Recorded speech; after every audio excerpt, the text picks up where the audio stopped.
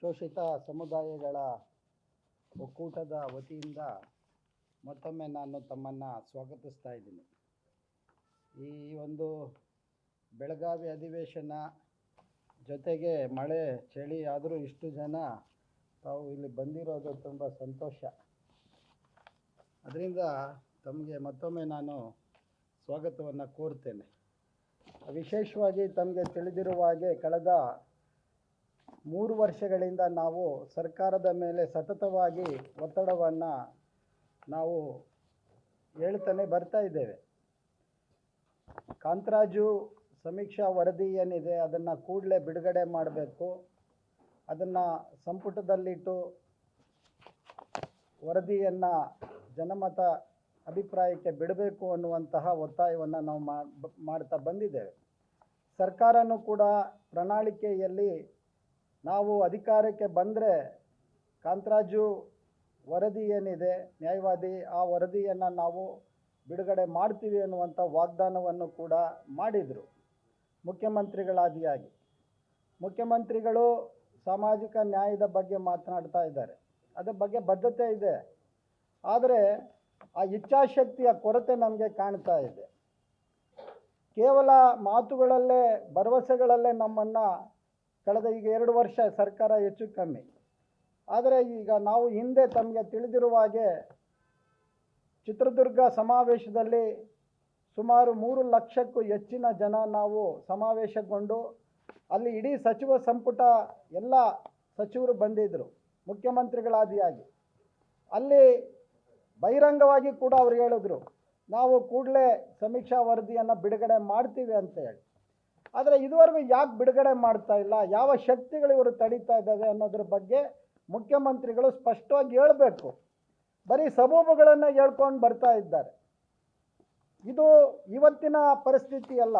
ಈ ದೇಶದ ಈ ತಳ ಸಮುದಾಯಗಳಿಗೆ, ಶೋಷಿತ ಸಮುದಾಯಗಳಿಗೆ ಈ ಸಾಮಾಜಿಕ ನ್ಯಾಯವನ್ನು ಕೊಡಬೇಕು ಅನ್ನುವಂಥ ವಿಚಾರ ಬಂದಾಗಲೆಲ್ಲ ಬಹುಸಂಖ್ಯಾತರಾದಂಥ ಈ ಸಮುದಾಯಗಳ ಮೇಲೆ ಕೆಲವು ಸಮುದಾಯಗಳು ಅದನ್ನು ವಿರೋಧಿಸ್ತಾ ಇರೋದು ಸಹಜವಾಗಿ ನಡೀತಾನೆ ಇದೆ. ಇದೇನು ಹೊಸದಲ್ಲ. ಇದು 1881ರಲ್ಲಿ ಏನು ಜನಗಣತಿ ಆಯಿತು, ಸಾಮಾನ್ಯ ಜನಗಣತಿ ಆಯಿತು. ಆ ಸಾಮಾನ್ಯ ಜನಗಣತಿ ಆದಮೇಲೆ 1891ರಲ್ಲಿ ಮತ್ತೊಂದು ಜನಗಣತಿ ಆಯಿತು. ಅದಾದಮೇಲೆ 1901ರ ಜನಗಣತಿ ಆದಾಗ ಅಲ್ಲಿ ಜಾತಿಯನ್ನು ಪರಿಗಣಿಸಬೇಕು ಅನ್ನುವಂಥ ಒಂದು ವಿಚಾರ ಬಂದಾಗ ಅದರ ವಿರುದ್ಧ ದೊಡ್ಡ ಪ್ರಮಾಣದಲ್ಲಿ ಆವತ್ತಿನ ಪ್ರಬಲ ಜಾತಿಗಳು ಧ್ವನಿಯನ್ನು ಎತ್ತುತ್ತವೆ. ಆವತ್ತು ಶೋಷಿತ ಸಮುದಾಯಗಳಿಗೆ ಅರಿವಿನ ಕೊರತೆ ಇತ್ತು, ಜಾಗೃತಿಯ ಕೊರತೆ ಇತ್ತು, ಅವರಿಗೆ ಅಕ್ಷರ ದಕ್ಕಲಿಲ್ಲ ಆವತ್ತಿಗೆ. ಆವತ್ತು ಇದೇ ವರ್ಗಗಳು 1901ರ ಜನಗಣತಿಯಲ್ಲಿ ಪ್ರಬಲವಾಗಿ ವಿರೋಧವನ್ನು ಮಾಡ್ತಾರೆ. ಜಾತಿಯನ್ನು ಆಧಾರವಾಗಿ ಇಟ್ಕೊಂಡು ನೀವು ಮಾಡಬಾರ್ದು ಸಮೀಕ್ಷೆ ಅನ್ನುವಂಥ ಆವತ್ತು ಮಾಡ್ತಾ ಇದ್ದಾರೆ. ಅದು ಇವತ್ತಿಗೂ ಕೂಡ ಮುಂದುವರಿತಾ ಇದೆ ಅನ್ನೋದನ್ನು ನಾವು ಗಮನಿಸಬೇಕು. ಬಸವಣ್ಣನ ಮಾತು ಹೇಳ್ತಾರೆ, ಬಸವಣ್ಣನವರನ್ನ ಹೇಳ್ತಾರೆ, ಎಲ್ಲ ಅನೇಕ ಮಹಾನ್ ಸಂತರುಗಳನ್ನು ಹೇಳ್ತಾರೆ. ಆದರೆ ಯಾಕೆ ಈ ಸಮುದಾಯಗಳಿಗೆ ಸಾಮಾಜಿಕ ನ್ಯಾಯದ ವಿಚಾರ ಬಂದಾಗ ಇವರು ಈ ರೀತಿಯ ಅಡ್ಡಗಾಲುಗಳನ್ನು ಹಾಕ್ತಾ ಇದ್ದಾರೆ? ಇದರ ಬಗ್ಗೆ ಅವರು ಆತ್ಮಶೋಧನೆ ಮಾಡಿಕೊಳ್ಬೇಕು. ನಾನು ಹೇಳೋದು, ಈಗ ಬಹುಸಂಖ್ಯಾತರಾದಂಥ ಹಿಂದೂಗಳ ಮೇಲೆ ಹಿಂದೂಗಳೇ ವಿರೋಧ ಮಾಡೋದು ಎಷ್ಟು ಮಾತ್ರ ಸರಿ? ಇದು ನಾವು ಇನ್ನೆಷ್ಟು ದಿನ ಪಲ್ಲಕ್ಕಿ ಹೊರಬೇಕು?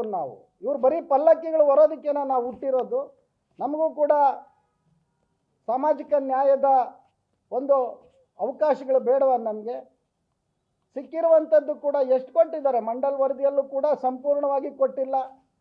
ಅದು ಕೂಡ ಇವತ್ತಿಗೂ ಕೂಡ ನೀವು ಸಮೀಕ್ಷೆಯನ್ನು ತೆಗೆದುಕೊಂಡ್ರೆ ಸರ್ಕಾರದ ಇಂಡೆಕ್ಸ್ ಏನಿದೆ, ಸೂಚ್ಯಾಂಕಗಳು, ಅಭಿವೃದ್ಧಿಯ ಸೂಚ್ಯಾಂಕಗಳು ತಗೊಂಡ್ರೆ ಅನೇಕ ಜಾತಿಗಳಿಗೆ ಇವತ್ತಿಗೂ ಕೂಡ ಅವರು ಮೈನ್ ಸ್ಟ್ರೀಮ್ಗೆ ಬರೋಕ್ಕೆ ಆಗಲಿಲ್ಲ.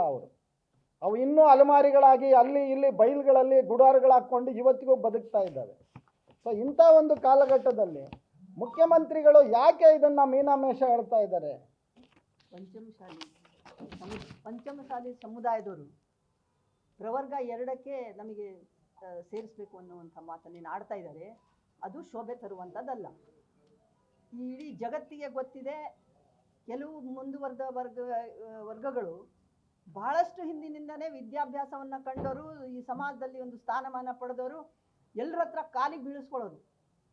ಇವತ್ತು ಏನಾದರೂ ಅಣ್ಣ ಅಪ್ಪ ನಮಗೆ ಓಟ್ ಕೊಡ್ರಿ ಅಂತ ಯಾರಾದರೂ ದಲಿತರು, ಹಿಂದುಳಿದವರು, ಶೂದ್ರರು ಅವ್ರಿಗೆ ಕೈ ಮುಗಿತಾರೆ ಅಂದರೆ ಅದು ಸಂವಿಧಾನದ ಕೃಪೆ.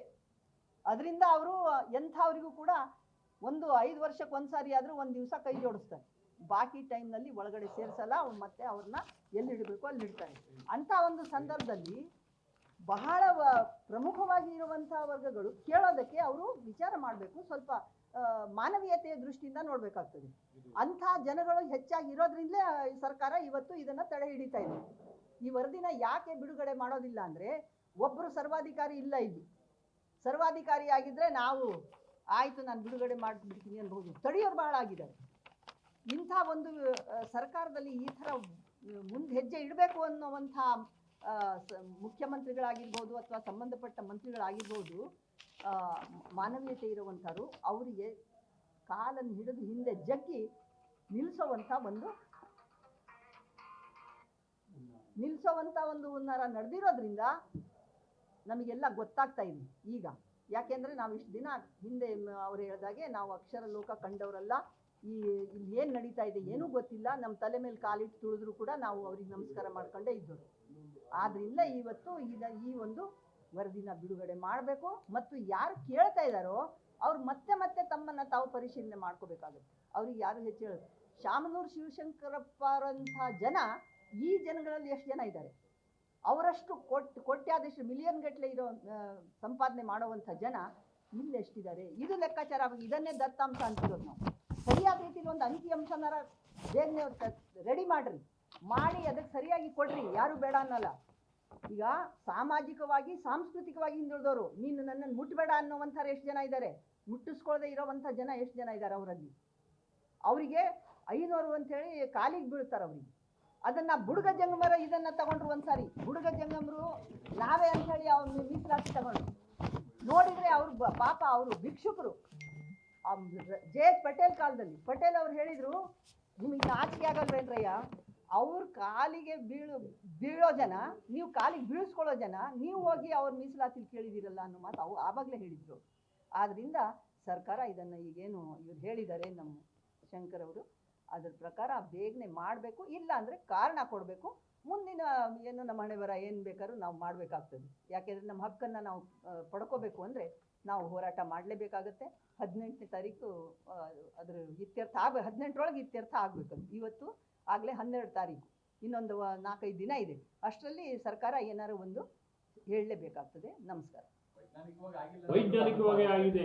ಯಾರು ಹೇಳಿದ್ದು ಆಗಿಲ್ಲ ಅಂತ ಹೇಳಿ? 40 ವಾಲ್ಯೂಮ್ ಇದೆ. ಆಯೋಗದ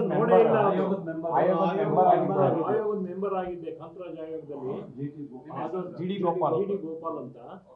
ಅದೊಂದು ದತ್ತಾಂಶಗಳು ಪ್ರತಿಯೊಂದು ಕೂಡ ಇದೆ ಅದರಲ್ಲಿ. ಅದ್ರ ಬಗ್ಗೆ ಏನು ಎರಡನೇ ಮಾತಿಲ್ಲ. 60 ವಾಲ್ಯೂಮ್ ಇರೋದು ಒಬ್ರಿಗೂ ಗೊತ್ತಿಲ್ಲ, ನೋಡೇ ಇಲ್ಲ ಅದನ್ನ. ಸರ್ಕಾರ 160 ಕೋಟಿ ಖರ್ಚಾಗಿದೆ ಅದಕ್ಕೆ ಅಮೌಂಟು. ಮತ್ತೆ ಪ್ರತಿಯೊಬ್ಬರು ಸೂಪರ್ವೈಸರ್ಸೇ ಒಂದು 20,000 ಜನ ಇದ್ರು. ಎಲ್ಲ ಸರ್ಕಾರಿ ನೌಕರರು ಎಲ್ಲ ಒಂದೇ ಕಮ್ಯುನಿಟಿಗೆ ಏನು ಸೇರಿಲ್ಲ, ಪ್ರತಿಯೊಂದು ಜನಾಂಗಕ್ಕೂ ಸೇರಿದ್ದಾರೆ. ಟೀಚರ್ಸ್ ಮಾಡಿರೋ ಅಂಥದ್ದು. ಆದ್ದರಿಂದ ದತ್ತಾಂಶ ಕರೆಕ್ಟಾಗಿ ಸಿಗಲೇಬೇಕು ಅಂತ ಅಂದರೆ ಕಾಂತರಾಜ್ ಅವರಿಗೆ ಅಂಗೀಕರಿಸಬೇಕು. ಅದನ್ನು ಫಸ್ಟ್ ಬಿಡುಗಡೆ ಮಾಡಬೇಕು. ಆಗಲೇ ಪ್ರತಿಯೊಬ್ಬರಿಗೂ ಗೊತ್ತಾಗೋದು.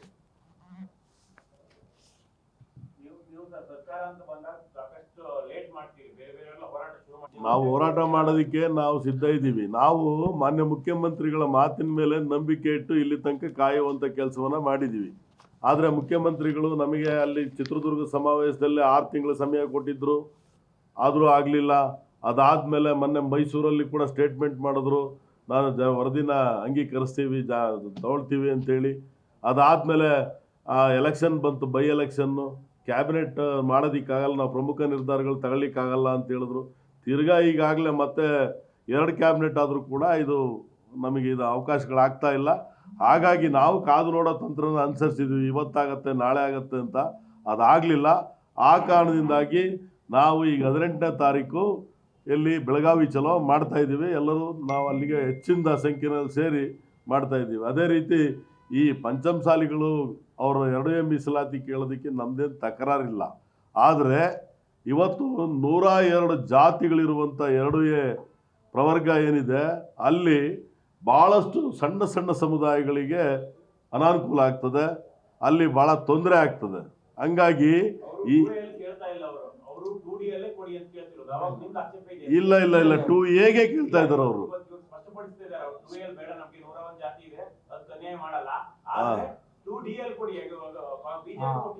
ಅದು ಸರ್ಕಾರ ತೀರ್ಮಾನ ಮಾಡುತ್ತೆ. ಆದ್ರೆ ಅದು ನಮಗೆ 2D ಅವ್ರು ಮಾಡಿದ್ರೆ ನಮ್ದೇನು ಅಭ್ಯಂತರ ಇಲ್ಲ. ಈಗ ಮೀಸಲಾತಿಯ ಪರಿಕಲ್ಪನೆ ಇದೆಯಲ್ಲ, ಮೀಸಲಾತಿ ಇರೋದು ಯಾರು ಆರ್ಥಿಕವಾಗಿ, ಸಾಮಾಜಿಕವಾಗಿ, ಶೈಕ್ಷಣಿಕವಾಗಿ ಹಿಂದುಳಿದಿದ್ದಾರೆ ಅವ್ರಿಗೆ ಮಾತ್ರ ಮೀಸಲಾತಿ ಕೊಡಬೇಕು ಅಂತೇಳಿ ಡಾಕ್ಟರ್ ಬಾಬಾ ಸಾಹೇಬ್ ಅಂಬೇಡ್ಕರ್ ಅವರು ಅವ್ರ ಸಂವಿಧಾನದಲ್ಲಿ ನಮೂದು ಮಾಡಿರೋಂಥದ್ದು. ಇವತ್ತು ಭೂಮಿ ಕೇಂದ್ರೀಕೃತ ಯಾರ ಹತ್ರ ಆಗಿದೆ, ಯಾರು ಶಕ್ತಿವಂತರಾಗಿದ್ದಾರೆ, ಯಾರು ವಿದ್ಯಾಭ್ಯಾಸದಲ್ಲಿ ಮುಂದಿದ್ದಾರೆ, ಯಾರು ಔದ್ಯೋಗಿಕವಾಗಿ ಮುಂದಿದ್ದಾರೆ, ಯಾರು ರಾಜಕೀಯವಾಗಿ ಮುಂದಿದ್ದಾರೆ, ಅವರೇ ಈ ಮೀಸಲಾತಿ ಒಳಗೆ ಬರಕ್ಕೆ ಬಂದಾಗ ಈ ಧ್ವನಿ ಇಲ್ಲದ ಜಾತಿಗಳಿಗೆ ಅನ್ಯಾಯ ಆಗ್ತದೆ ಅನ್ನೋದು ನಮ್ಮದು. ಈ ಒಂದು ಏನು ತಂತ್ರ, ಒತ್ತಡ ತಂತ್ರನ ಮಾಡ್ತಾ ಇದ್ದಾರೆ. ಇವತ್ತು ಮಾನ್ಯ ಮುಖ್ಯಮಂತ್ರಿಗಳ ಮೇಲೂ ಕೂಡ ಅವರು ಆಪಾದನೆ ಮಾಡುವಂಥ ಕೆಲಸ ಮಾಡಿದ್ದಾರೆ. ಅವತ್ತು ಬಸವಣ್ಣನ ಸಾಂಸ್ಕೃತಿಕ ನಾಯಕರು ಅಂತ ಅನೌನ್ಸ್ ಮಾಡಿದಾಗ ಇವರೇ ಅಭಿನಂದಿಸ್ತಾರೆ, ಇವತ್ತು ಮತ್ತು ಅವರೇ ವಿರೋಧಿ ಅಂತ ಮಾತಾಡ್ತಾರೆ. ಈ ರೀತಿ ಒತ್ತಡ ತಂತ್ರಗಳಿಗೆ ಸರ್ಕಾರ ಬಲಿಯಾಗಬಾರ್ದು. ನಮ್ಮ ಯಾವುದೇ ಕಾರಣಕ್ಕೂ 2A ಮೀಸಲಾತಿಗೆ ಅನ್ಯಾಯ ಆಗ್ದಂಗೆ ಸರ್ಕಾರ ನೋಡ್ಕೋಬೇಕು ಅಂತೇಳಿ ಒತ್ತಾಯ ಮಾಡ್ತಿದ್ದೀವಿ. ಅವರು ಕ್ರಾಂತಿಕಾರಿ ಹೋರಾಟ ಶುರು ಮಾಡ್ತೀವಿ ಅಂತ ಹೇಳ್ತಿದ್ದಾರೆ. ನಾವು ಹಿಂದುಳಿದ ಜಾತಿಗಳೆಲ್ಲ ಸೇರಿ ನಾವು ಕೂಡ ರಕ್ತ ಕ್ರಾಂತಿ ಆದರೂ ಕೂಡ ನಮ್ಮ ಮೀಸಲಾತಿ ಅವ್ರನ್ನ ಒಳಗಡೆ ಬರೋದಕ್ಕೆ ನಾವು ಬಿಡೋದಿಲ್ಲ. ಗ್ಯಾರಂಟಿ ನ್ಯೂಸ್, ಸುದ್ದಿ ಖಚಿತ, ನ್ಯಾಯ ನಿಶ್ಚಿತ.